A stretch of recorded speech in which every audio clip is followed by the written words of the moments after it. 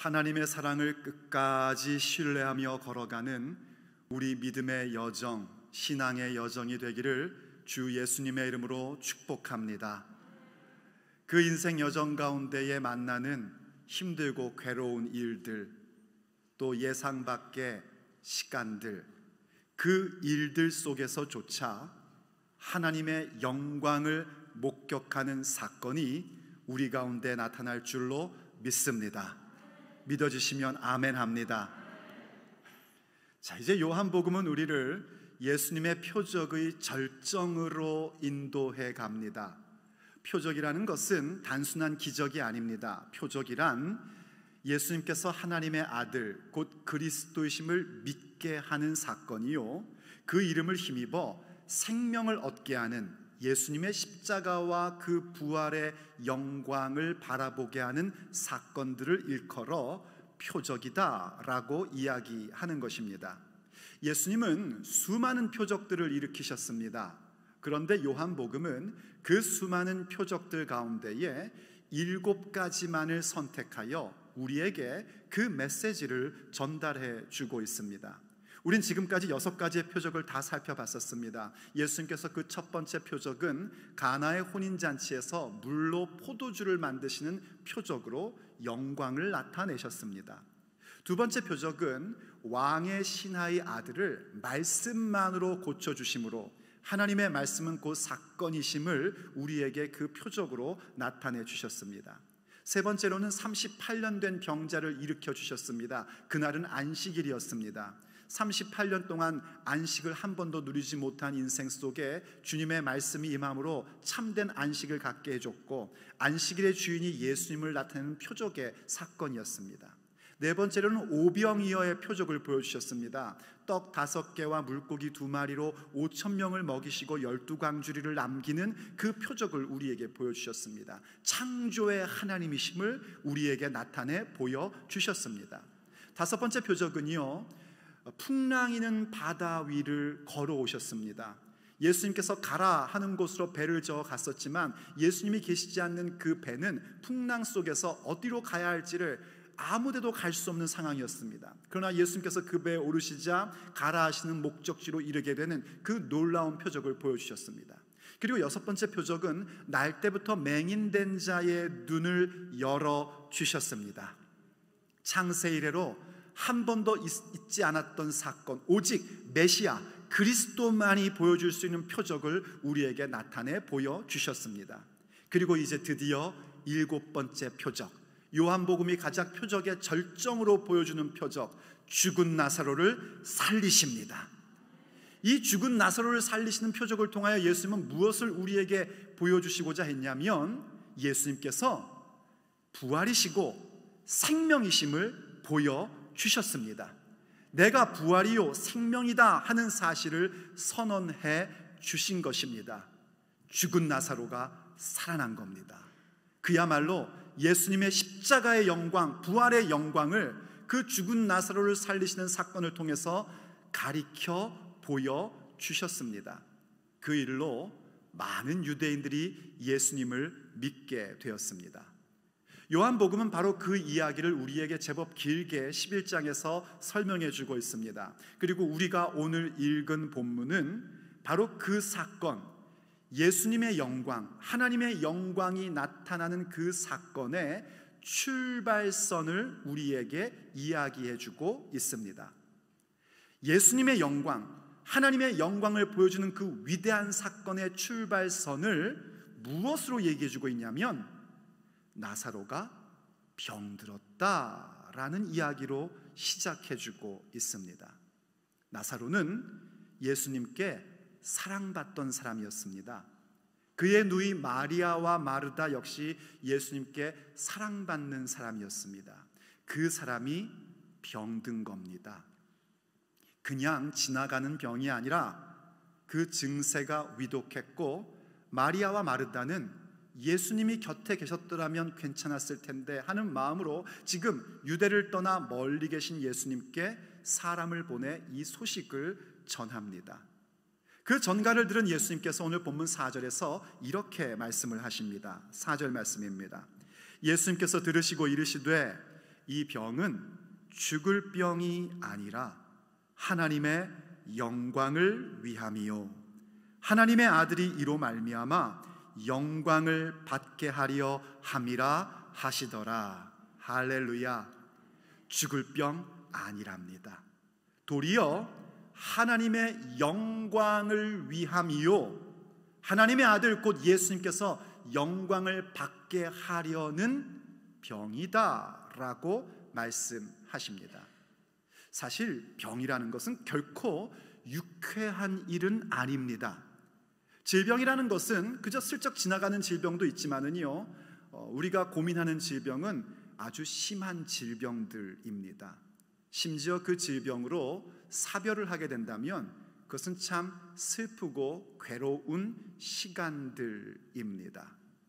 그런데 그런 그 질병이 왜 우리에게 일어날까 하는 의문이 좀 듭니다. 질병이 왜 일어나는지에 대해서는 성경이 여러 가지로 우리에게 설명을 해줍니다. 물론 기본적으로는 인간의 타락으로 말미암은 죄와 사망의 권세로 인한 것이 질병입니다. 죄와 사망의 권세 가운데에 권세가 우리에게 질병을 갖게 하는 것이 가장 근본적인 것입니다. 하지만 이것이 개인적으로 올 때는요, 물론 개인이 저지른 죄로 말미암아 질병이 생기는 경우도 있습니다. 이것은 신구약을 막론하고 우리에게 분명히 가르쳐주고 있는 바입니다. 하지만 또 그 질병이라는 것은 이 죄의 굴레 가운데 살아가는 인생 속에 연약함과 노화로 인하여 오는 것들도 있습니다. 이를테면 다윗이나 엘리사 같은 그런 걸출한 신앙의 인물들도 결국은 질병으로 육체의 장막을 벗어버렸었습니다. 또 우리가 잘 알고 있는 신약에서 디모데 같은 사람은요, 바울이 그런 얘기를 하죠. 디모데는 목회자입니다. 그런데 그에게 얘기해요. 너의 그 위장, 이 디모데도 위장이 안 좋았던 모양이에요. 너의 그 위장, 너가 자주 일어나는 질병을 위해서 물만 마시지 말고 포도주를 좀 써봐라 하고 그렇게 권면을 해줍니다. 그렇게 우리의 연약함으로 또 나이가 먹음으로 질병에 걸릴 수 있는 겁니다. 그런가 하면 또 그 질병은 하나님께서 연단을 주시는 것으로 질병일 때도 있습니다. 혹은 하나님께 쓰임받는 자가 그 교만으로 가지 않도록 육체의 가시로 주는 경우도 있습니다. 대표적인 예가 사도 바울이죠. 사도 바울은 사역하면서 계속해서 질병을 짊어지고 살았었습니다. 하나님 앞에 3번이나 고쳐달라고 기도를 했대요. 그게 뭐 그냥 한 번, 두 번, 3번이 아니에요. 오랜 세월이 지나고 나서도 기억날 만큼 간절히 구했던 경우가 3번 있었다는 얘기입니다. 그런데 그때 하나님이 주신 응답이 뭐였죠? 내가 내게 준 은혜가 족하도다 하셨다는 거예요. 그래서 그는 그것이 자기의 육체의 가시인 줄 알고 그 질병으로 연약해질 때마다 강해지는 예수 그리스도를 바라보았었습니다. 자, 이러한 것들이 바로 성경에서 일반적으로 우리에게 가르쳐주는 질병의 원인입니다. 그런데 오늘 예수님께서 그 모든 것들을 초월하여 또 하나 중요한 것을 가르쳐 주신 겁니다. 그 질병은 다른 것이 아니라 하나님의 영광을 위함이다. 그 아들 예수님께서 영광을 얻게 하려는 것이다 하고 말씀해 주고 계십니다. 질병이 결코 유쾌한 일 아니라는 것 우리 알지 않습니까? 병에 걸리면 모든 것이 멈춰집니다. 모든 것이 힘들어집니다. 그리고 참 마음이 어렵고 고달프고 피곤해집니다. 그건 질병을 걸린 사람뿐만이 아니라 옆에 있는 사람들도 똑같이 겪게 되는 일들입니다. 그러나 예수님 안에서는 그 일들조차, 그 질병조차 하나님의 영광을 위함으로 나타나게 됩니다. 어디 질병뿐이겠습니까? 질병으로 인하여 우리가 마음이 어려워지고 힘들어지고 피곤해지는 것처럼 그 외에도 우리의 삶에는 원치 않은 일들을 만날 때가 있습니다. 때로는 갈등이 생길 때가 있고요, 때로는 재정적인 압박이 올 때도 있습니다. 때로는 자녀가 속을 새길 때도 있어요. 때로는요, 내가 다니는 직장이나 사업에 어려운 문제가 생길 때도 있습니다. 때로는 모든 것이 다 잘 되는 것 같은데 이해할 수 없는 무기력감과 허무함이 물밀듯이 몰려오는 그런 경우도 있을 수 있습니다. 분명 내가 하나님을 사랑하는 자이고 하나님께 사랑받는 자인데 우리의 육체의 날들을 살아가는 동안에 그런 일들은 종종 찾아오기 마련입니다. 그러나 여러분 명심하십시오. 예수님을 믿는다는 것은 그런 일들 속에서조차, 내가 너무 힘들고 피곤하고 어렵고 괴로운 그 일들 속에서조차 하나님의 영광이 나타남을 믿는 것입니다. 그게 믿음입니다. 그러므로 우리가 원치 않는 일들, 우리가 힘들어하는 질병과 같은 그런 모든 사건들 속에서 하나님의 영광을 목격하고자 한다면 과연 우리는 어떤 신앙의 여정을 걸어가야 하겠습니까? 오늘 우리가 본문을 통해서 들어야 할 주님의 메시지입니다.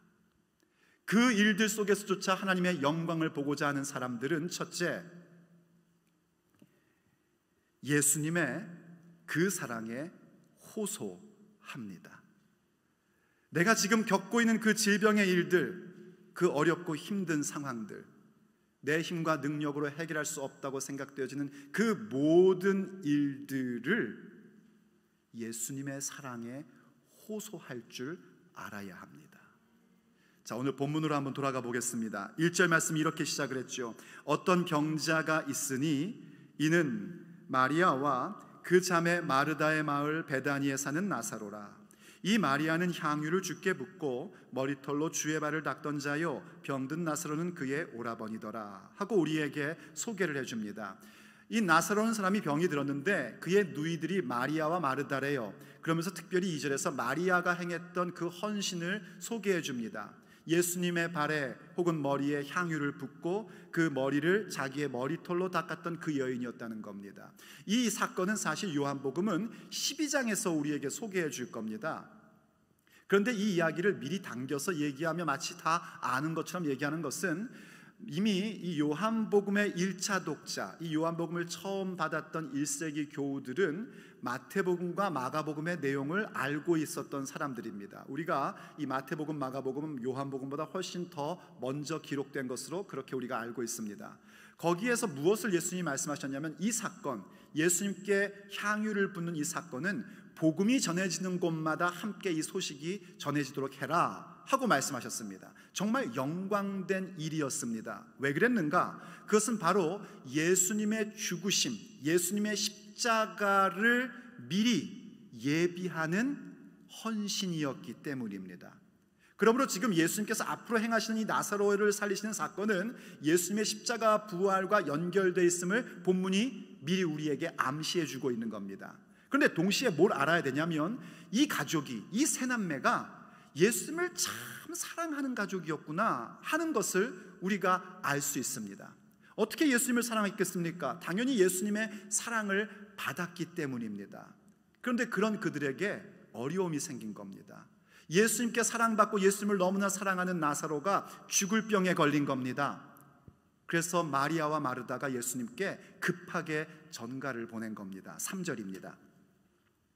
이에 그 누이들이 예수님께 사람을 보내어 이르되 주여 보시옵소서 사랑하는 자가 병들었나이다 하니 하고 짧은 전언을 보냅니다. 이것이 메모지로 써서 보냈는지 아니면 그 전달자에게 말을 넣어서 보냈는지는 모르겠지만 요한복음은 우리에게 매우 짧은 내용으로 소개해주고 있습니다. 그런데 이 내용의 특징은 뭐냐면은 사랑하시는 자가 병들었습니다 라고 이야기해요. 이때 이 사랑하시는 자의 그 사랑이라는 단어는요, 우리가 흔히 하나님의 사랑을 얘기하는 아가페, 그 단어를 사용하지 않습니다. 아가페라는 그 사랑은, 아가페 사랑은 신적 사랑, 하나님께서 전적으로 쏟아부어주시는 사랑입니다. 우리가 흔히 부모의 사랑에 비교하는데 부모의 사랑도 거기에는 들어가질 못합니다. 부모의 사랑에 쓰는 단어는 스토르게라고 다른 단어가 있습니다. 그건 오직 하나님만이 주시는 사랑, 그게 아가페의 사랑입니다. 그런데 예수님이 사랑하시는 자인데 그때 거기에 그 사랑이라는 단어는 이 아가페를 쓰지 않고 필레아라는 단어를 씁니다. 이 필레아는 어떤 사랑을 얘기할 때 쓰냐면 친구 간의 우정을 얘기할 때 쓰는 겁니다. 그럼 이런 얘기입니다. 예수님께서 이들을 아가페의 사랑으로 사랑하시는데 그게 얼마나 구체적이었는지 이 가족은 필레아의 사랑, 곧 친근감 있는 그 사랑으로 그렇게 경험하고 느낀 겁니다. 그래서 그렇게 친근한 사랑을 받는 자가 병들었습니다 하고 얘기하는 거예요. 근데 보십시오 여러분, 이들의 이 전언의 특징이 뭐냐면 예수님께 뭔가 요청하거나 혹은 원망하거나 불평하는 내용이 없습니다. 우리가 예수님께 정말 그렇게 친근한 사랑을 받고 있음을 경험하고 느끼고 있을 때는요, 우린 종종 이런 어떤 어려운 일이 생겼을 때 주님께 원망을 할 때가 참 많습니다. 때로는 위협도 합니다. 뭐 더 사랑하는 자가 약자라고, 하나님 자꾸 이러시면 저 망가질 거예요, 이러면서 뭐 위협도 좀 막 하려고 합니다. 그런데 이들은 지금 그런 것 전혀 없고, 심지어는 예수님께 뭘 어떻게 해달라는 요청도 없습니다. 빨리 오세요, 고쳐주세요, 이런 내용도 없습니다. 그저 병들었습니다 하고 얘기합니다. 그리고 뭐라고 표현하죠? 주여라고 얘기합니다. 이 주여라는 건 예수님을 향한 존중과 존경의 호칭 표현인 겁니다. 친근하지만 예수님을 존중히 여기고 존경하는 모습을 잃지 않으며, 친근한 사랑을 갖고 있으나 뭘 요구하는 것이 아니라 예수님께 전적으로 모든 걸 맡겨드리며 자신의 상태만을 이야기할 뿐입니다. 어떻게 그럴 수 있었는가? 예수님의 그 사랑을 신뢰했기 때문입니다.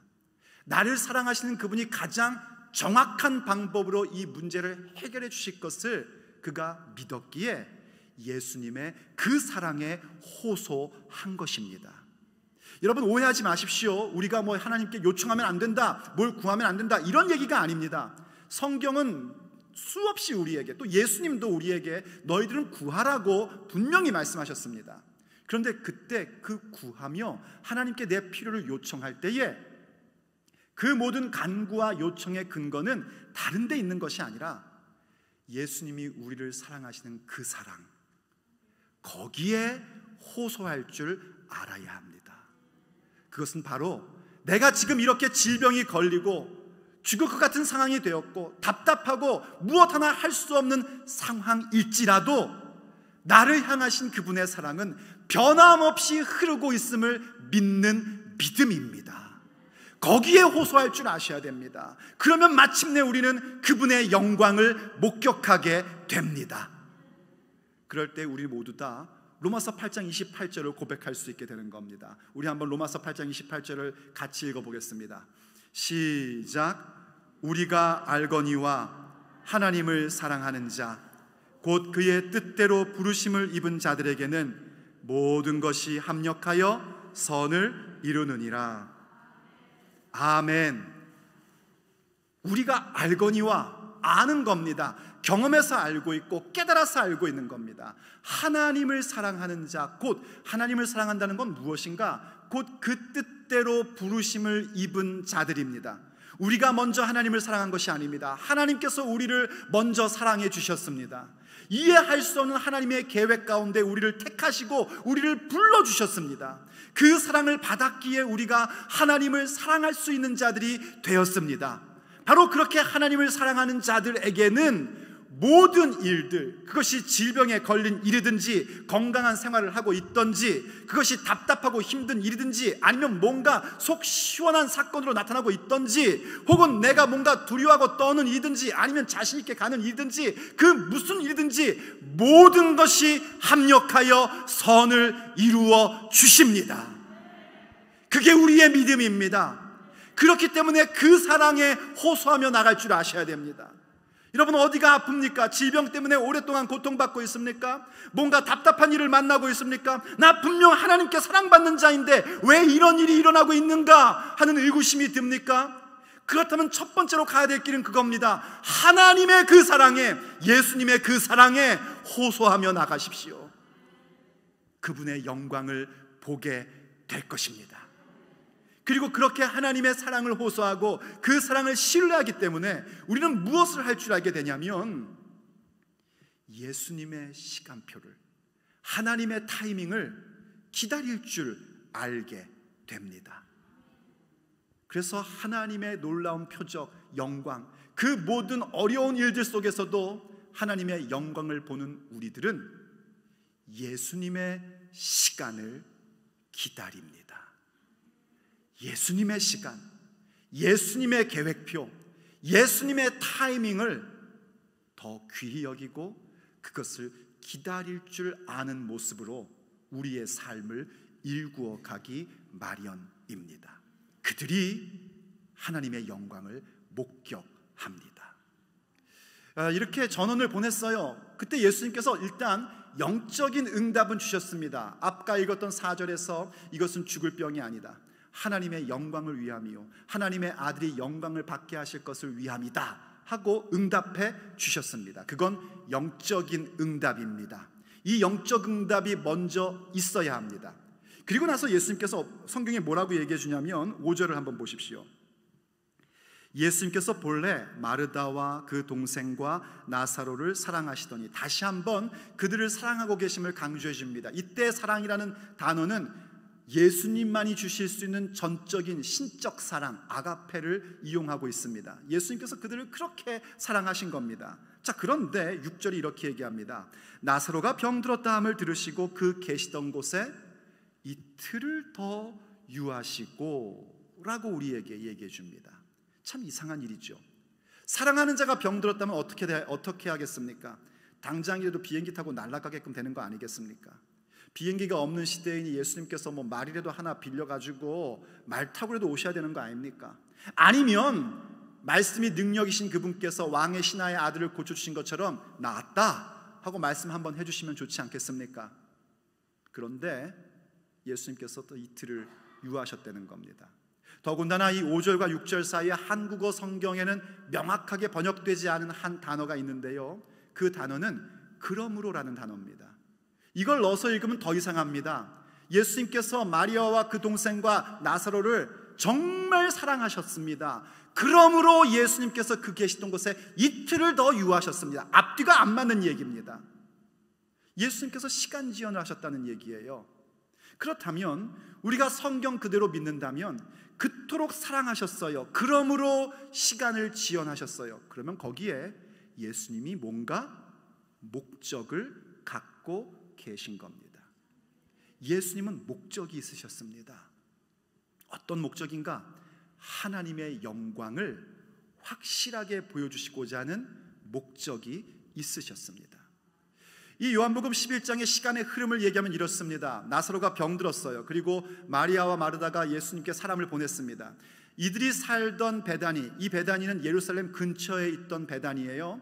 그리고 지금 예수님은 어디 계시냐면 요단강 저편에 있는 똑같은 이름을 가지고 있는 베다니에 살고 지금 머물고 계셨습니다. 여기 이 거리는 성인 남자 건강한 사람이 하루 종일 걸어가야 하는 거리였답니다. 그러니까 지금 전원자가 와서 예수님께 오는데 하루가 걸렸고, 예수님이 이틀을 더 유하셨고, 그리고 예수님이 다시 그 베다니로 걸어가는데 하루가 걸리셨어요. 도합 나흘이 걸린 겁니다. 근데 나중에 보니까 뭐라 그럽니까? 나사로가 죽은 지, 예수님께서 그 마을에 도착하셨을 때 나사로가 죽은 지 나흘이 되었습니다 라고 마르다가 얘기하죠. 그럼 무엇을 우리가 상상할 수 있냐면, 지금 예수님께 사랑하시는 자가 병들었습니다 하고 메신저를 보냈는데 얼마 안 지나서 나사로가 죽은 겁니다. 끝이라고 생각했겠죠. 끝이라고 생각들 했습니다. 이젠 다 끝났구나 했었습니다. 그런데 보십시오 여러분, 마르다가 한 말대로 이미 나흘이 지났고 냄새가 나나이다 했습니다. 완전 절망 상태였단 말입니다. 그런데 무엇을 봅니까? 나흘이 지나 썩는 냄새까지 나는 그 시체였기에 예수님께서 나사로를 살리시는 하나님의 그 영광을 더욱 확실하게 목격하게 되었습니다. 그겁니다. 주님께서 시간의 지연을 갖고 계셨던 이유는 무엇이었는가? 그 일을 통하여 그들에게, 그리고 많은 사람들에게 하나님의 영광을 더 확실히 목격하게 하고자 그 시간의 지연을 갖고 계셨던 겁니다. 우리의 삶에서도 마찬가지입니다. 하나님께서 뭔가 하나님의 타이밍이 있습니다. 영적인 응답이 있고요, 그 영적 응답이 우리의 현실적인 응답으로 오는 데에는 하나님의 시간이라는 것이, 그 타이밍이라는 것이 존재하기 마련입니다. 여러분, 먼저는 영적 응답을 받으셔야지 됩니다. 오늘 여러분들이 전부 다 영적인 응답을 받고 계신 줄로 믿으십시오. 우리가 예배 가운데 영적 응답을 받습니다. 우리가 기도하는 가운데 영적인 응답을 받습니다. 하나님의 영광을 위함이다. 예수님께서 영적으로 이미 응답해 주신 겁니다. 그런데 그것이 현실적 응답, 죽은 나사로가 살아나는 그 현실적 응답으로 오는 데에는 시간의 간격이 늘 있기 마련입니다. 아예 그냥 쉽게 얘기해서요, 오늘 우리가 여기 지금 응답받았음에도 불구하고 응답받았다면 그 응답이 우리의 삶의 현실로 나오려면 집에 가는 시간에도 있어야 된단 말입니다. 그리고 하나님께서 그 영광을 더욱더 확실하게 보여주시는 데에는 항상 이 시간의 간격이라는 것이 있습니다. 그건 하나님의 스케줄입니다. 하나님의 시간표입니다. 하나님의 타이밍입니다.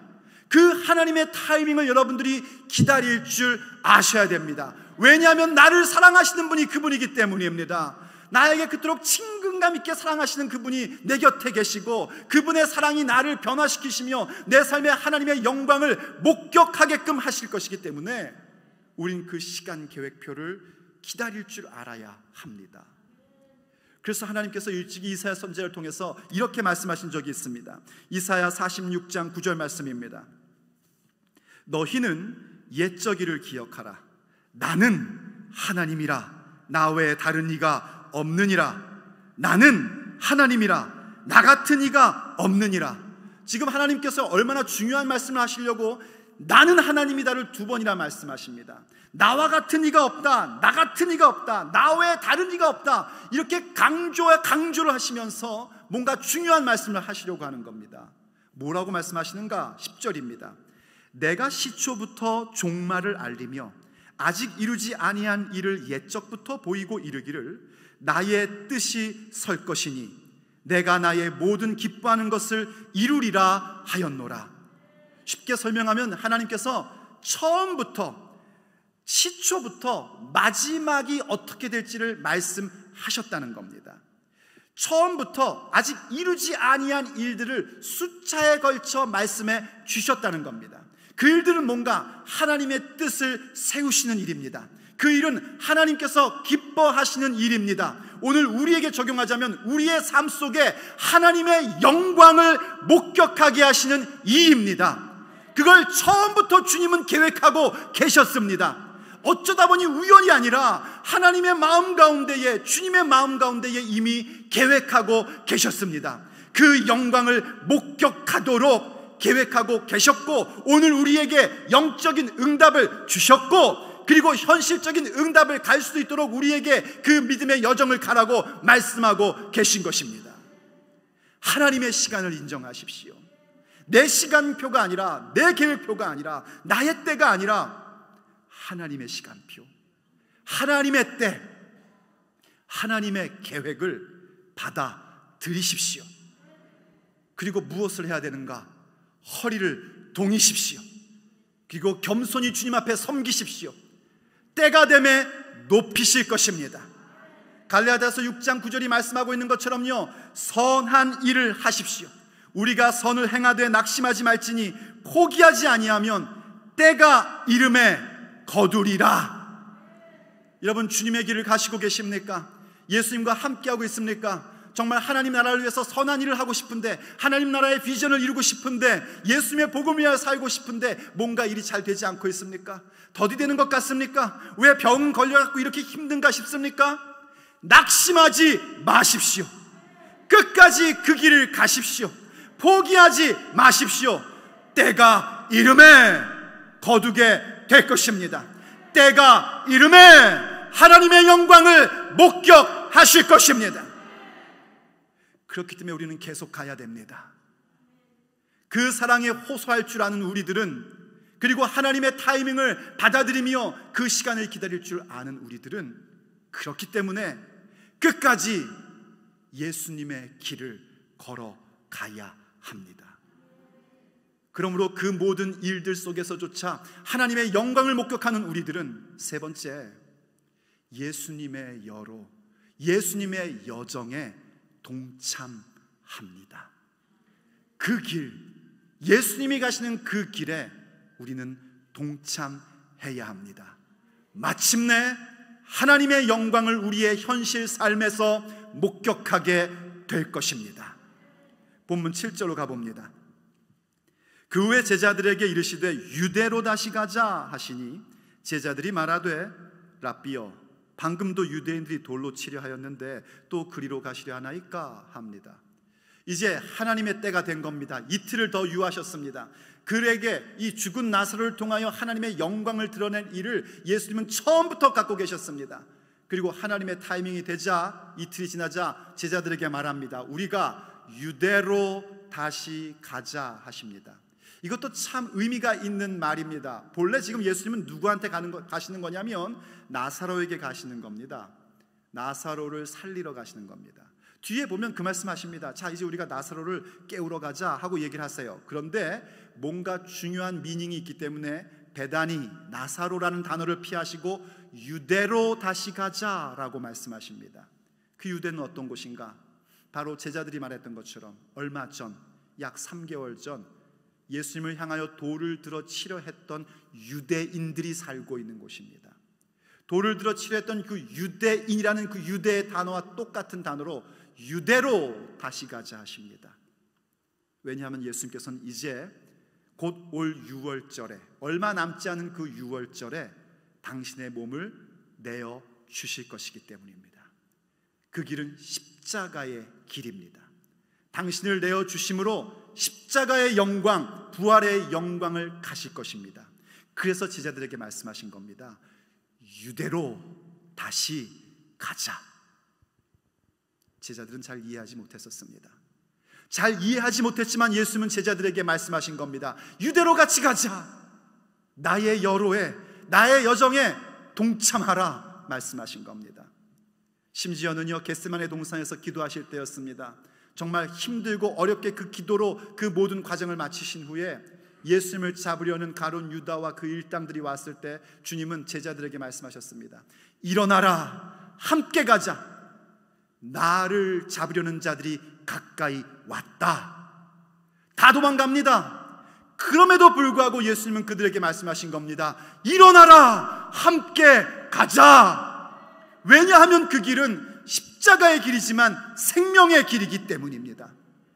왜냐하면 그 길은 영광의 길이기 때문입니다. 그 길이 바로 예수님의 영광, 하나님의 영광을 현실 삶에서 목격하는 길이기 때문입니다. 그래서 사랑하는 그 제자들에게 유대로 다시 가자, 일어나라, 함께 가자 말씀하신 겁니다. 오늘 우리에게도 말씀하고 계신 것입니다. 그 사랑에 호소할 줄 아는 우리들에게, 하나님의 타이밍을 알기에 예수님의 시간 지연조차도 기다릴 줄 아는 우리들이기에 우리에게 말씀하고 계신 겁니다. 일어나라, 함께 가자, 그 영광의 길 같이 가자 말씀하고 계십니다. 어떻게 그 길을 갈 수 있겠습니까? 그래서 예수님께서 마태복음 16장에서요 우리에게 이렇게 말씀해 준 겁니다. 16장 24절, 이에 예수님께서 제자들에게 이르시되 누구든지 나를 따라오려거든 자기를 부인하고 자기 십자가를 지고 나를 따를 것이니라. 누구든지입니다. 목사이던 장로이던 집사이던 갓 예수님을 믿은 사람이던 누구든지 예수님을 따르고자 한다면, 예수님의 여로에 동행하고자 한다면 자기를 부인해야 됩니다. 내 생각, 내 뜻, 내 시간 계획표를 내려놔야 합니다. 아니, 아예 버려야 합니다. 그리고 예수님의 뜻, 예수님의 계획, 예수님의 시간표를 받들어야 합니다. 그때 내가 짊어져야 될 십자가가 있다면 짊어져야 됩니다. 예수님을 믿는다는 것은 죄와 사망의 권세로부터 완전한 해방을 갖는 것입니다. 그와 동시에 예수님의 나라를 위해서, 하나님의 나라와 그리스도의 복음을 위해서 내가 짊어져야 할 책임을 짊어지는 것입니다. 거기에 생명이 있고 그것이 바로 예수님을 따르는 것이요, 그 동행을 가져갈 때에 마침내 하나님의 영광을 목격하게 됩니다. 죽을 질병 속에서조차 하나님의 영광을 목격하게 됩니다. 사랑하는 성도 여러분, 무슨 질병으로 고통받고 있습니까? 어떤 이해할 수 없는 사건으로 절망하고 두려워하고 있습니까? 어떤 일 때문에 허망함을 느끼고 더 이상 살 기력조차 못 느끼고 있습니까? 예수님의 사랑을 신뢰하십시오. 그 사랑에 호소하며 그분의 타이밍을 인정하고 그 그분의 여로에 동행해 보십시오. 그 일들 속에서조차 하나님의 영광이 우리 앞에 있음을 반드시 목격하게 될 것입니다.